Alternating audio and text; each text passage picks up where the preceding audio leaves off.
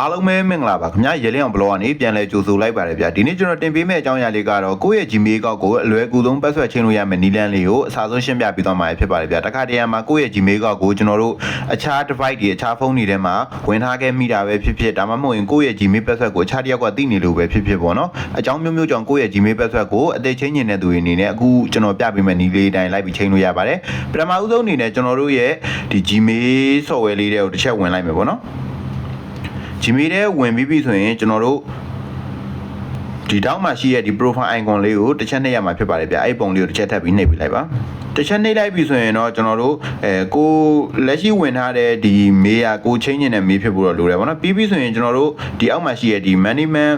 UR Google account ဆိုတာလေးကိုတစ်ချက်ထပ်ပြီးနှိပ်ပြရမှာဖြစ်ပါတယ်ဗျအဲ့ဒါလေးကိုတစ်ချက်ထပ်ပြီးနှိပ်ပြလိုက်ပါတစ်ချက်နှိပ်ပြီးခဏဆောင်လိုက်ပါနော်ဒီလိုမျိုးလေးပေါ်လာပြီဆိုရင်တော့ကျွန်တော်ဒီအပေါ်ဆုံး task bar လေးမှာဒီမှာ home ဆိုတဲ့နေရာလေးကိုရောက်နေရပဲဖြစ်ပါတယ်ဗျအဲ့ဟာရဲ့ဘေးမှာဆိုရင်ဒီမှာ professional info ဆိုတာ personal info ဆိုတာလေးရှိတယ်ပြီးရင် data and privacy ဆိုတာလေးရှိတယ်အဲ့ဟာရဲ့ဘေးမှာ security ဆိုတာလေးရှိရပေါ့နော်အဲ့ security ဆိုတဲ့နေရာလေးကိုတစ်ချက်ထပ်ပြီးနှိပ်ပြီးလိုက်ပါခင်ဗျsecurity ဆိုတာလေးကိုတစ်ချက်နှိပ်လိုက်ပြီဆိုရင်ပြီးပြီဆိုရင်ကျွန်တော်အောက်ကိုနည်းနည်းဆွဲလိုက်ပါအောက်ကိုနည်းနည်းဆွဲလိုက်ရင်ဒီနေရာမှာpassword ဆိုတဲ့နေရာလေးကိုကျွန်တော်ထပ်ပြီးတော့တွေ့ရမှာဖြစ်ပါတယ်ဗျအဲ့ password ဆိုတဲ့နေရာလေးကိုတစ်ချက်ထပ်ပြီးတော့နှိပ်ပေးလိုက်ပါခင်ဗျဒီအောက်မှာဒီနောက်ဆုံး password ချိန်ခဲ့တဲ့ရက်စွဲလေးကိုလည်းသူကဒီလိုမျိုးလေးမြင်ရမှာပဲဖြစ်ပါတယ်ဗျဒါလေးကိုတစ်ချက်နှိပ်လိုက်ပါနော် password ကိုတစ်ချက်နှိပ်ပေးလိုက်ပါ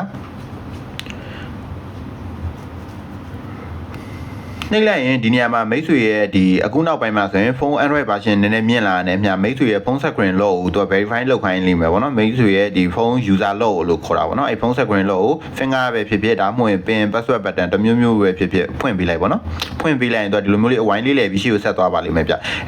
ကျွန်တော်ရှိမှာတော့မတောင်းဘူးဗောနော်တခါတရံကြရင်မိတ်ဆွေတို့ထဲမှာဟိုတချို့ဖုန်းတွေဆိုရင်ကျွန်တော်လိုမျိုးဒီလိုမျိုး password ချိန်တဲ့ဒါ password ချိန်တဲ့နေရာလေးဗောနော်ဒီနေရာလေးကိုတန်းရောက်မလာဘဲနဲ့ password အဟောင်းရိုက်ထည့်ရတဲ့အဆင့်လေးလေတချို့ဖုန်းတွေမှာပေါ်ကောင်းပေါ်နိုင်ပါတယ်အဲ့လိုမျိုးပေါ်လာခဲ့ဆိုရှင်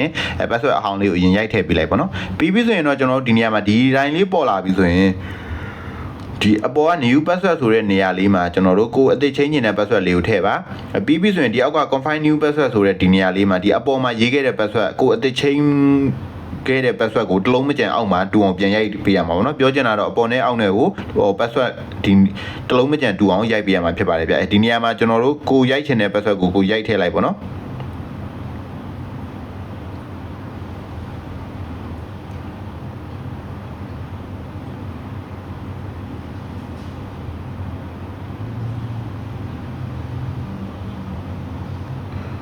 ကျွန်တော်ဒီအောက်က confine password ဆိုတဲ့နေရာလေးမှာလည်းဒီတိုင်းလေးပဲပေါ့နော်ကိုအသေးရိုက်ပေးခြင်းတဲ့ password ကိုတလုံးမကျန်အပေါ်မှာပေးခဲ့တဲ့အတိုင်းတလုံးမကျန်တူအောင်ပြန်ထည့်ပေးပါ